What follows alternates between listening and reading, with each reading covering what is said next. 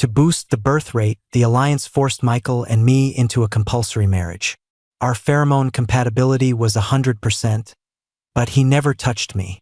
The day we signed the marriage documents, he told me coldly, "There are no feelings between us. If we don't have a child within 5 years, we can petition the alliance to dissolve the marriage." So I buried my feelings, and we lived like respectful strangers for 5 years. But at the very end, something went wrong with Michael's rut. Years of restraint, all lost in a single moment of uncontrolled passion. With our 5 years almost up, I went to my friend's private clinic for a full physical. Afterward, my friend stared at the lab results and sighed. "Noah, I'm serious. If Michael ever finds out about this baby, it'll kill him. So either you abort or you run. Your choice." Mr. White, according to the Alliance's investigation, you and Mr. White are currently the only S-class alpha and omega with 100% pheromone compatibility. To address the Alliance's birth rate, we are hereby issuing a compulsory marriage directive for the two of you. Please sign immediately.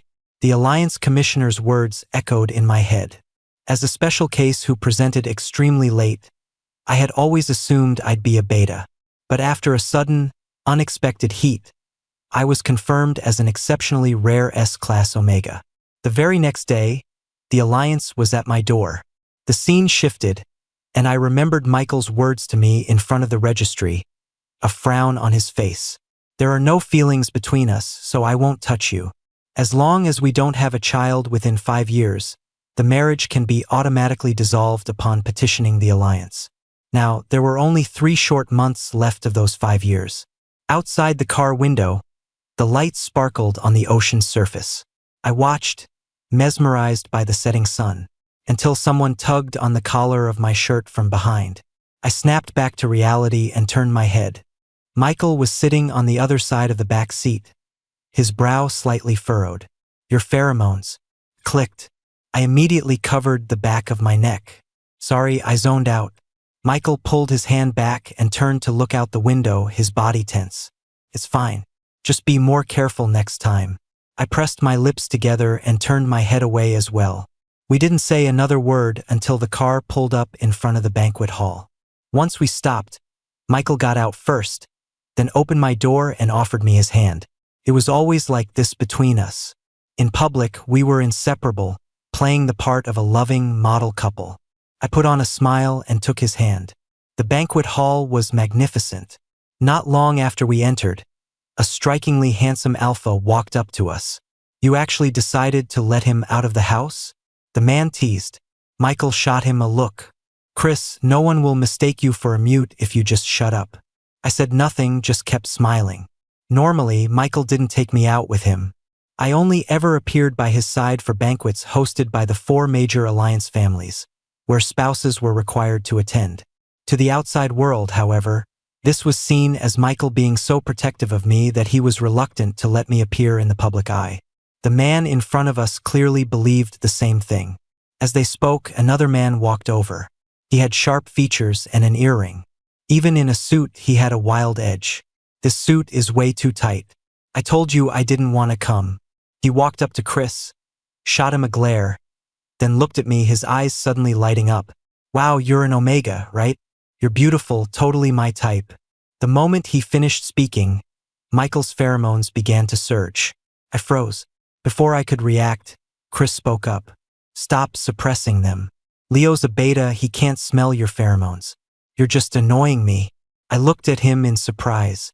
To be so calm while being pressured by S-class pheromones. So he was S-class too. You couldn't tell from his appearance at all, he seemed so easygoing. But then again, you can't always trust what you see. Like right now, he seemed to think Michael was angry out of jealousy, when it was really just annoyance at the man's forwardness. Nothing more than the possessiveness that comes after a marking. "The stuffy in here," Leo suddenly said, turning to me. "You feel it too? Let's go get some air." I instinctively glanced at Michael. He paused, then said in a cold voice, "Do what you want." Chris, on the other hand, didn't notice the tension between Michael and me. He leaned over and whispered to Leo, "Be safe and don't wander too far." I gave a self-deprecating smile. The contrast made me feel pathetic. The courtyard outside the banquet hall was filled with countless flowers, some with names I knew and some without. I heard it's because the host's daughter is a huge fan of flowers. Leo and I were sitting on a bench, and he was clearly trying to make conversation. Really? It is beautifully arranged, I said, playing along. He scratched his head, thought for a moment, and said, I'm a straightforward guy, so I'll just say it. You and that alpha of yours, something seems off. Usually, an alpha is super protective of the one they've marked. I couldn't help but feel awkward. He had seen right through us after just a few minutes together. This wasn't something I should be discussing with a stranger. But maybe the feelings I'd suppressed for so long were finally bubbling up, or maybe it was because the 5-year mark was so close. But for once, I felt the urge to confide in someone. I smiled at Leo and said, That's because we don't have a permanent mark. Michael had never touched me, so of course we weren't permanently marked. Whenever my heat came, he would just leave a temporary mark on my neck and then leave in a hurry to avoid losing control. For an S-class Omega in heat, a temporary mark was like drinking poison to quench a thirst. After a brief moment of relief, the returning wave of heat was even worse. The emptiness, both physical and emotional, made me cry until I couldn't stop, but there was never anyone there to comfort me. I had also never seen Michael through his rut. Every month, he would disappear for a period of time, then return as if nothing had happened. He never said anything, so I never asked. And just like that, we passed 4 peaceful, uneventful years. After the banquet, Michael started acting strange. He was often inexplicably anxious and restless, and he started working from home much more often. Once, as I passed his study, I heard fragments of a heated argument. He must have been on the phone. Chris, where are my meds? Are you insane? You've been my direct supplier for 4 years, and now you're telling me you're out? Then how am I supposed to handle my rut? I was back in my room before I could hear the rest. Whatever he was talking about, I didn't want to know. The more I knew, the more I would hope. And in the end, I would be the only one who got hurt. But a message I received from Leo after that made me uneasy. Don't worry, man. I got you. I didn't understand what he meant. For the next couple of days, whenever I tried to leave the house, Michael would stand at the top of the stairs, staring at me, looking like he wanted to say something. Finally, I couldn't take it anymore and spoke first. Sir, is something wrong? He pressed his lips together. Where are you going? To the university, I answered honestly. I have 2 classes today. Can't you skip them? He asked suddenly. I froze, hesitating for a second. No. Without a valid reason, that would be considered professional misconduct. I looked at him. Is there something you need? He seemed to snap back to himself, his brow furrowing. No, it's nothing. Go on. Just pretend you didn't hear me. With that, he turned and went into his study, slamming the door behind him. I stood there for a moment, thinking, but ultimately left. After all, in 4 years, nothing had ever happened to Michael that required my concern. This time would be no different, right? I thought I'd be able to head home right after my 2 classes, but the department called a last-minute meeting. With one thing after another, it was already 9 o'clock by the time I got home. My phone had died hours ago. The villa was eerily quiet. None of the lights were on, and the housekeeper, who usually greeted me, was nowhere to be seen. Everything felt wrong. I gently opened the door, about to survey the situation inside. Suddenly, a ferocious wave of pheromones slammed into me. The next second, my wrist was seized, and I was yanked into a hard embrace. Hot breath washed over the back of my neck, and the sensation of sharp canines against my gland sent a violent shiver through me. Instinct recognized him before my mind did. My own pheromones rushed to the surface, mingling with the ones flooding the air. This was bad. Lured by his scent, my body was already starting to heat up. Sir, I pushed against the man in front of me, shouting to try and snap Michael back to his senses. Then, fumbling for the wall, I found the switch and flicked on the lights. Blinding white light instantly filled the villa. Michael let out a low groan and froze. Only then did I see that his face was flushed, and his eyes were brimming with tears. What in the world was going on? It hurt so much. Michael stood there, tears suddenly streaming down his face. He didn't seem to be fully lucid. His gaze was unfocused as he just looked at me and cried, "My Omega! I want my Omega! Why didn't you come home? The house was full of other people. I looked everywhere for you. Where did you go?" I stared at him, stunned. This version of Michael was so unfamiliar it was hard to believe. A word, both familiar and foreign, surfaced in my mind. Rut. But it was rare for an alpha's rut to cause such a drastic personality change, let alone a complete loss of reason. "Sir, are you in your rut?" I asked. Michael's pheromones saturated the room. If I weren't an S-class, I would probably already be in a full-blown heat, throwing myself at him. But the 100% compatibility was still my undoing. I could feel my thoughts turning sluggish, my reason slipping away. Releasing a small amount of soothing pheromones to envelop Michael, I steadied my trembling voice. "Sir, you need to stay here. Something's wrong. Is it okay if I call a doctor?" In an instant, Michael looked like an abandoned child. He took a step toward me, then wrapped his arms around me in a death grip, sobbing. "It hurts so much. I feel like I'm dying. Why are you trying to call someone else? Where are you going? Aren't you my Omega?" His emotional spike sent out another overpowering wave of pheromones. My knees buckled and I nearly collapsed. "Okay, I won't go. I'll just make a quick call. Is that okay?" I soothed, struggling to stay upright. After half dragging, half carrying him to the sofa, I immediately used the landline to call my friend. "Hello?" A voice answered. "Mark, something's happened. I think Michael's in his rut, but something is very wrong." I did my best to organize my chaotic thoughts and explained the situation to Mark. Mark was quiet for a moment before speaking, his tone unusually serious. "Noah, it's definitely his rut. And from what you're describing, my guess is he's been on special suppressants for a long time. For whatever reason, he didn't take them this time, so all the pent-up pheromonal heat is hitting him at once. That's why he's lost his mind and reverted to a primal state, seeking only his mate. During this time, he'll be completely submissive to you in order to mate. The level of submission depends on your compatibility. With your match rate, he'd probably jump off a cliff if you told him to." His voice grew stern. "So right now, you need to order him to stay put, and then you need to get out of there.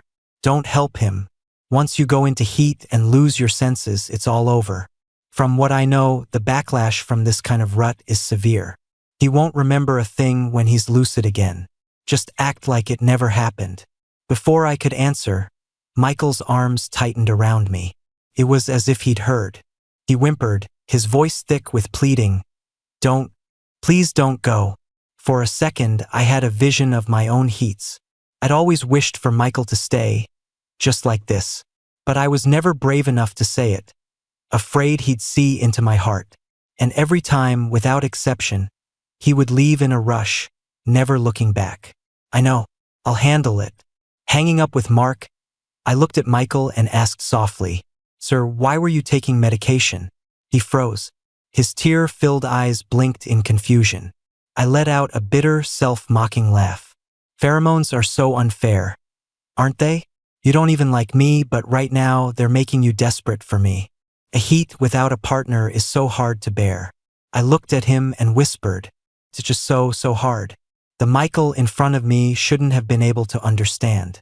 But for some reason, he seemed to cry even harder, tears falling in streams. I wiped them away and, just before my own sanity snapped, said, "Let's go back to our room." For that entire week, Michael dragged me along with him, and I was barely conscious the whole time. There were only 2 moments of clarity.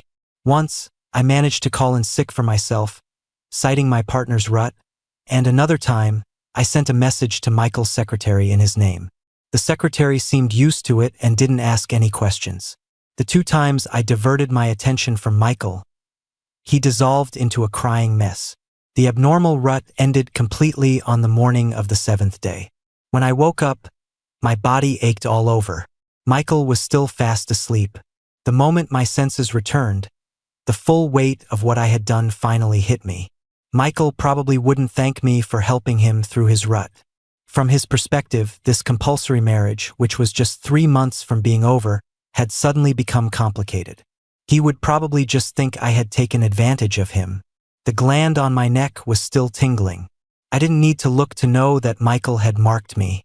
Mark had said the side effects of this kind of rut were severe, and that Michael would be unconscious for at least 2 days. I immediately got out of bed and went to the bathroom, forcing myself to ignore the pain as I cleaned myself up and tidied the chaotic house. Then I opened the windows to air the place out, trying to erase any trace of what had happened. The story would be simple. I had left as soon as I realized Michael was in his rut, and he had endured the week alone. As I was about to leave, the instinct to crave my alpha's pheromones, a side effect of being marked, began to surge, but I ruthlessly suppressed it. After all, that was something I had always been good at. When I got to Mark's place, I sniffled and rang the doorbell. It was already fall, and the weather had turned chilly. In my rush, I'd just thrown on a random jacket before fleeing. I didn't even dare to bet that Michael would actually stay asleep for 2 whole days. A moment later, a sleepy Mark opened the door. He froze when he saw me. "What are you doing here?" He seemed to wake up a bit more and stepped aside. "Get in here. Where have you been the last few days?" "Couldn't reach you." I smiled weakly as I stepped inside. It's a long story. The door closed behind me. The next second, I heard Mark's shocked roar from behind. "Holy shit." He grabbed my arm and spun me around. "What the hell is this?" He pointed at the back of my neck. "You tell me what the hell this is." I sniffled again. Speaking calmly, "You're the doctor. Do you really need to ask me?" "It's a mark." He took a deep breath. "Don't you dare tell me it's permanent." When I didn't answer, he completely lost it. "Didn't you tell me you were going to handle it?" I nodded. "Yeah, I handled it." Mark swore again. "So what's the deal now? What are you doing here?" I fell silent, then said after a couple of seconds, "You said he wouldn't remember. Can I hide out here for 3 months? He never asks about me anyway. After 3 months, he should just file for divorce on his own." That was just a guess. What if he remembers? Mark yelled, "We'll cross that bridge when we get to it." "I'm so tired. I want to sleep," I said quietly. I'd barely slept at all that week, just drifted in a hazy, unconscious state. Mark looked like he wanted to say something else, but when he saw the messy bite marks on my neck, he just sighed. Go. The guest room's still yours. Go get some sleep." I gave him a smile and, knowing my way, went straight to the guest room and collapsed onto the bed, leaving Mark to pace and sigh in the living room. When I woke up, it was already afternoon. My body still felt heavy. I left the room to find Mark sitting on the sofa with his arms crossed, a serious expression on his face. "Come here. We need to talk," he said, glancing at me. The inevitable had arrived. I obediently sat down across from him. "Did he force you?" Mark asked in a cold voice. I paused. "No, I was willing." He took a couple of deep breaths, his eyes fixed on me. "Why did you help him? Did he help you during your heats? What would have happened if you just let him suffer?" I looked away. It was precisely because I knew how hard it was to suffer alone that I'd made that choice. "He won't remember anyway. In 3 months, we'll be divorced, and we'll never have to see each other again," I said, dodging his question. Mark sighed. He composed himself and spoke earnestly. "Noah, it's not that simple anymore. It's true that an unmarked alpha can have countless omegas in his lifetime. He might not remember marking you, but the fact that he marked you completely means—" He hesitated, then continued, "It means he nodded inside your womb." I froze. Something I should have thought of long ago finally registered in my foggy brain. Do I even need to spell out what your class and compatibility rate mean? If you didn't use protection, the chances of you not getting pregnant are ridiculously low. And if you were pregnant, there's no way the Alliance will approve your divorce petition. Mark's words exploded in my head. Protection? Did Michael and I use protection? During that week of frenzied rut, did we use any protection at all? Of course not.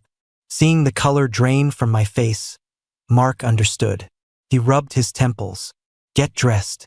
We're going to my private clinic for a checkup. We can do it off the record."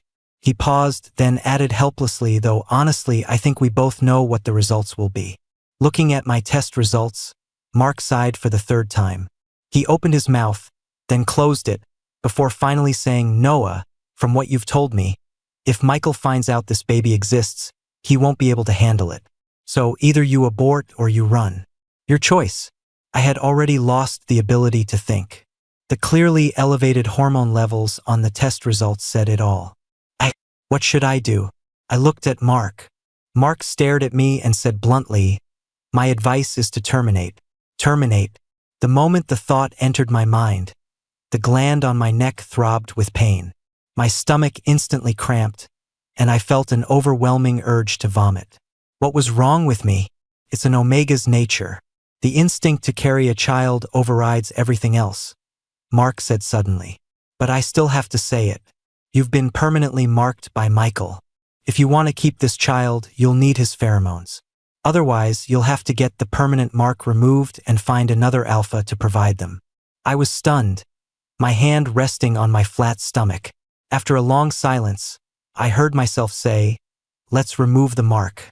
Mark pressed his lips together. It's gonna hurt more than you can possibly imagine. It's okay, I said, forcing a smile. I can handle a lot of pain. Mark looked at me for a long moment, then lowered his eyes. Get ready. We're going to the operating room. Mark never lied. It wasn't just more painful than I could imagine. It was more painful than every injury I'd ever had in my life combined.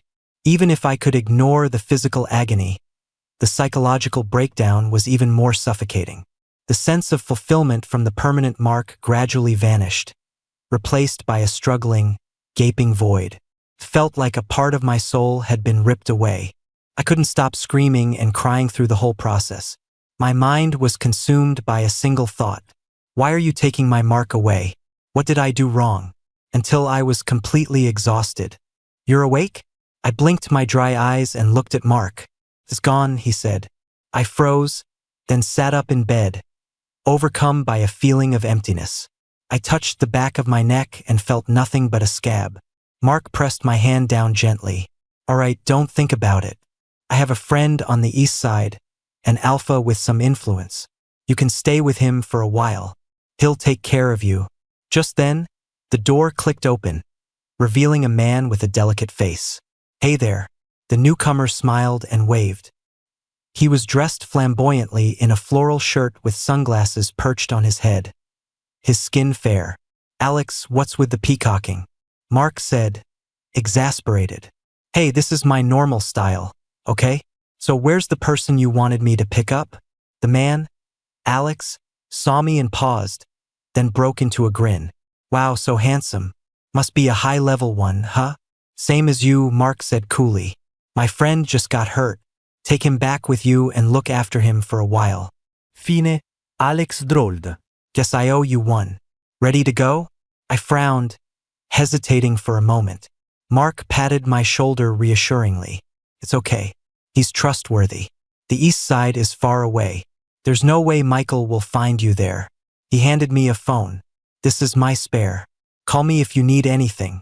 So I nodded, took the phone, and followed Alex out of the hospital to his flashy red car, which was just as flamboyant as he was.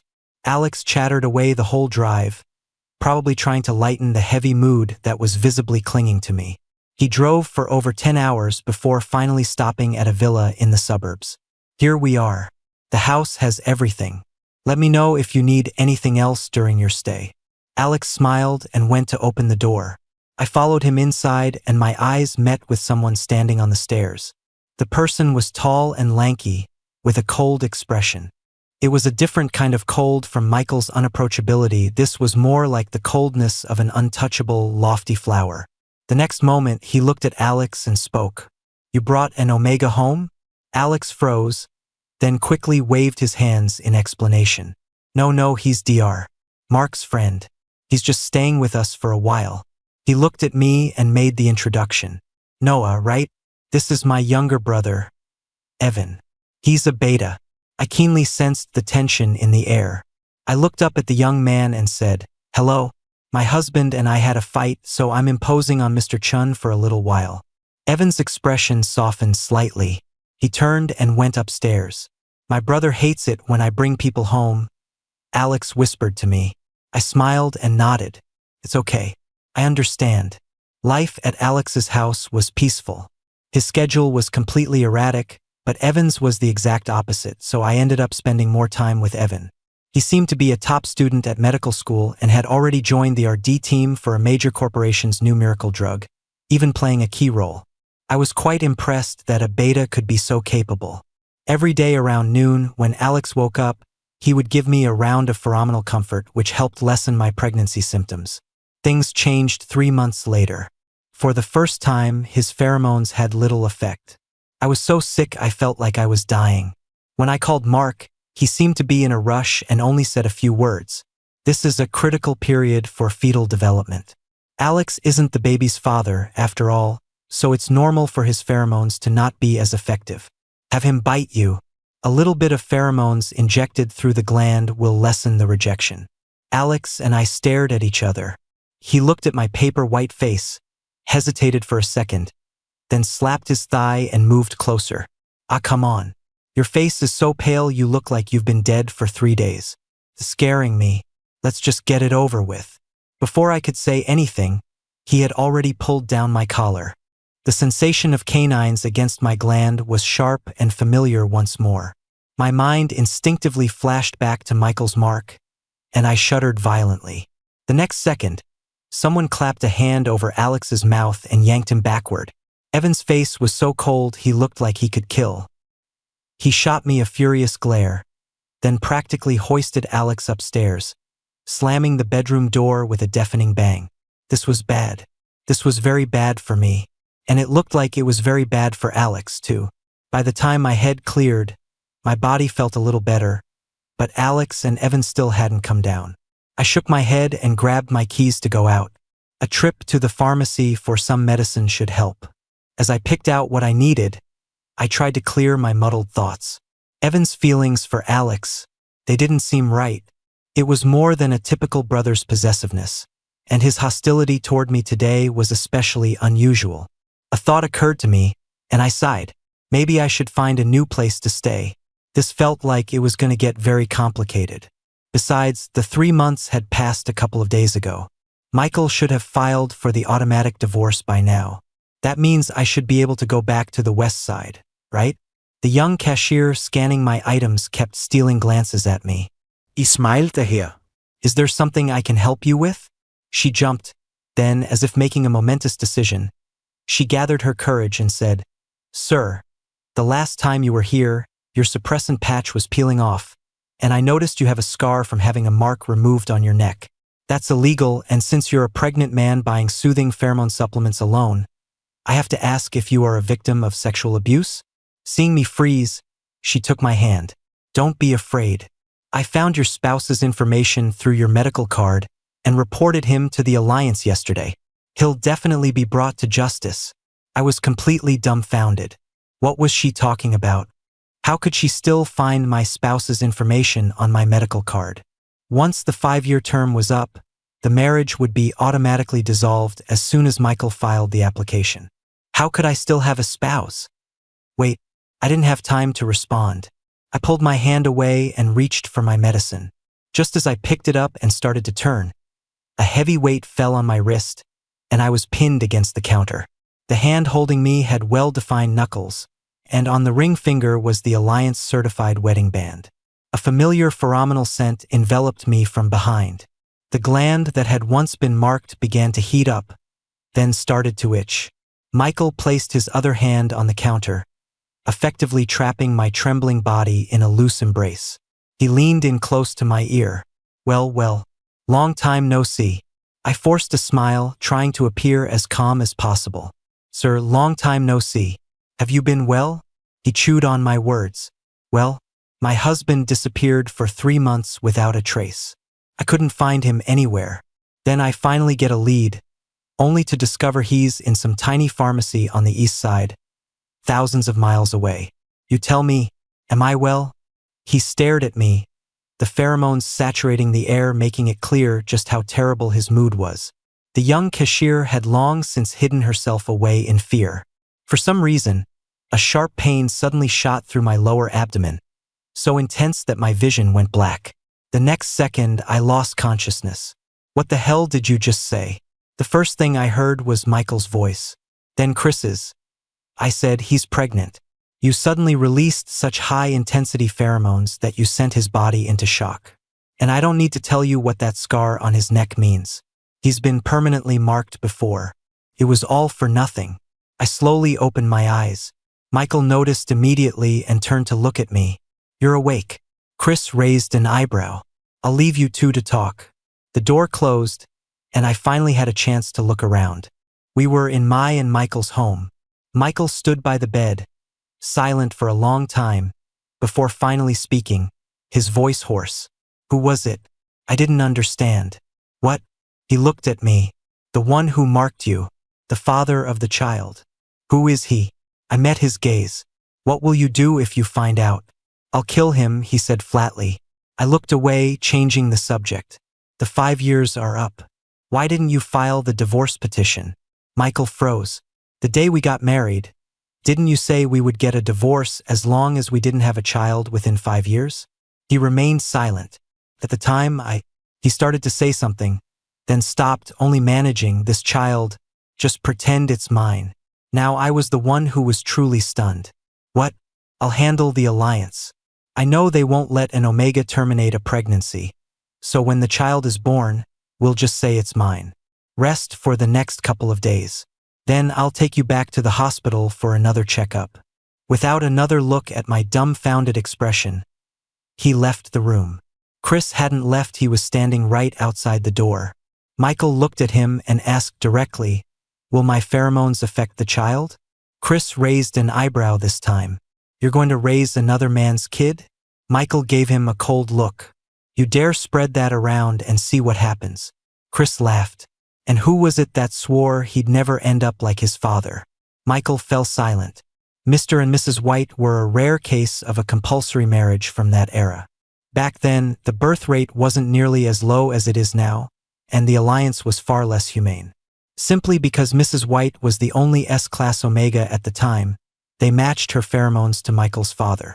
The two were forced to complete their permanent marking right there in an empty room at the registry, bound for life. A mere B-class alpha with such high compatibility with an S-class omega, Mr. White had hit the jackpot. But what no one knew was that he had fallen in love with the breathtakingly beautiful woman at first sight. Mrs. White, however, despised her partner, and she despised their child. As an S-class omega created through pharmaceutical research, her mental state was unstable. She believed Mr. White and the alliance had conspired against her. So she used her pheromones to manipulate Mr. White into doing terrible things, trying to force him to agree to a divorce. That's why Mr. White was always covered in injuries. But he would always tell Michael, don't blame your mother. Giving birth to you was much more painful for her than it was for me. He would wink at his young son. Don't tell mommy, but daddy isn't very sensitive to pheromones.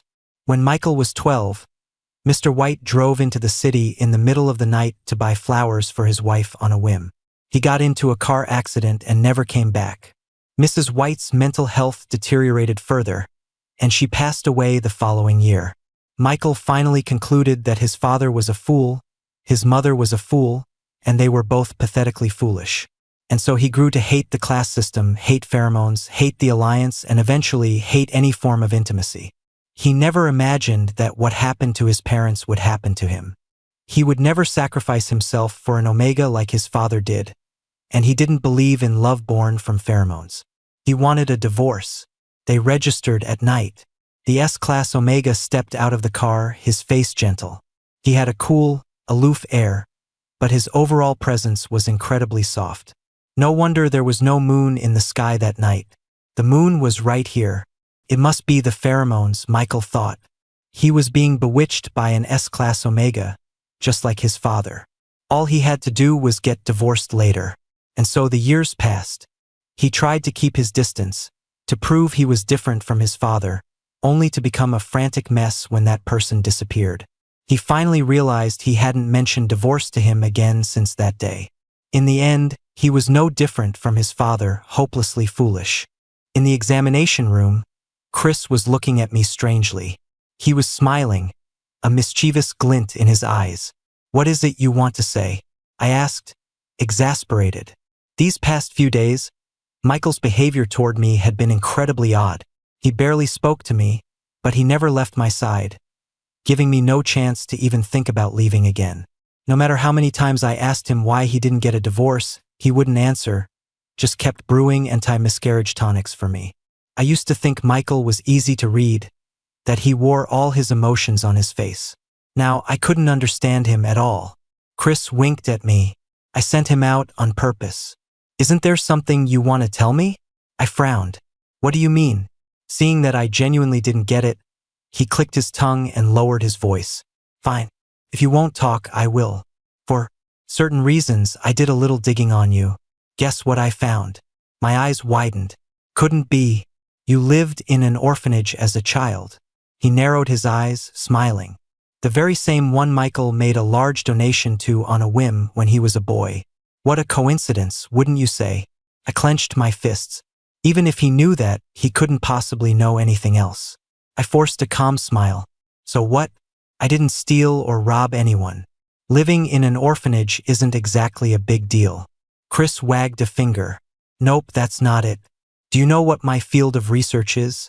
Pheromone compatibility. And now that I've had a major breakthrough, I finally have the confidence to tell you this. I froze, a bad feeling creeping up inside me. Pheromone compatibility isn't innate. On the contrary, before a person presents, it's constantly influenced by their subconscious mind. It only solidifies upon presentation. And the fact that your compatibility with Michael is so astonishingly high is just mind-boggling.